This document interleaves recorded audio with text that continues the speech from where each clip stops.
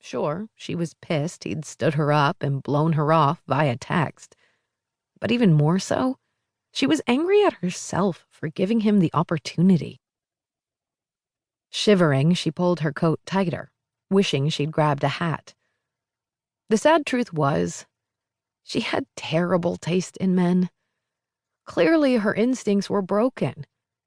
Because if there was a creep within an 8-block radius, she'd probably dated him. Sure, there were lots of eligible males in New York, but that didn't make them men.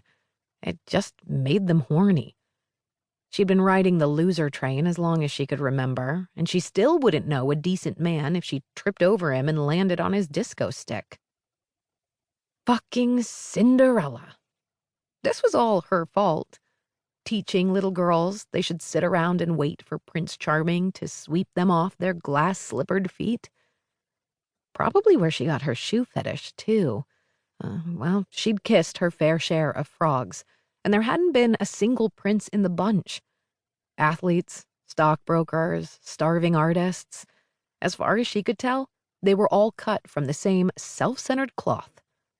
Correction. Athletes were the worst of the lot. Her college boyfriend, Shane the Speedo, the last of a long line of athletes she'd dated, had proved it when he dumped her for a leggy blonde tridelt 3 weeks before graduation. Stupid asshole. He'd actually had the audacity to claim the Stepford replacement would be better for his image.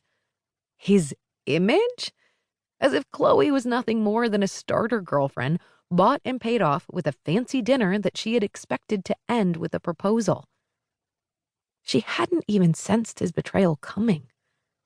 Just thinking about it had her seeing red, which was exactly why she'd sworn off jocks. Hell, she didn't even want to date a guy who went to the gym more than 3 days a week. Chloe sighed, a frosty puff of air escaping her lips. Perhaps it was time to focus some of that wasted energy on more productive endeavors. Like her career. She'd been a junior associate at PBA for 3 painstaking years, and with her best friend Olivia leaving the company, things just weren't the same.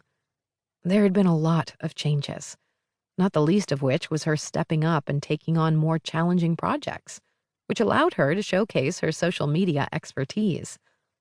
It seemed to be paying off, and people were starting to take notice. At the ripe old age of 25, she was finally a full-fledged adult. Maybe it was time to start acting like one and spend more time planning for her future and less time chasing a fairy tale that hadn't quite materialized. It was official. She was banning men indefinitely. Shoes? Not so much. Shit! A gust of wind whipped at her back and she lost her balance, nearly eating cement on the slick sidewalk in front of the store. Grabbing a bike rack for leverage, she righted herself and shuffled toward the door. What had she been thinking, traipsing down here in a cocktail dress?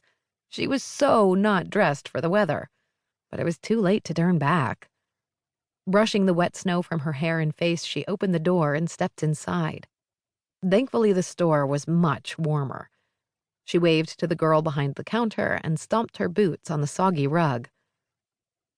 Bypassing the shopping baskets, she headed straight to the freezers and grabbed a pint of dark chocolate toasted coconut ice cream.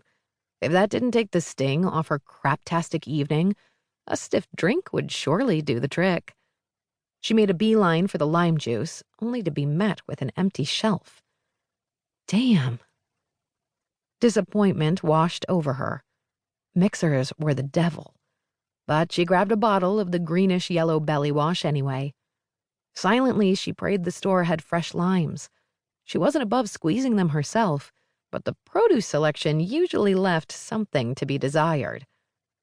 Slipping between a rack of potato chips and a display of cereal, she took a shortcut into the next aisle, which held a couple of small coolers and a limited selection of fresh fruits and vegetables. Her eyes swept over the display. Jackpot! There was one lonely green fruit sitting in the basket, screaming, "Margarita, baby!" Just as she reached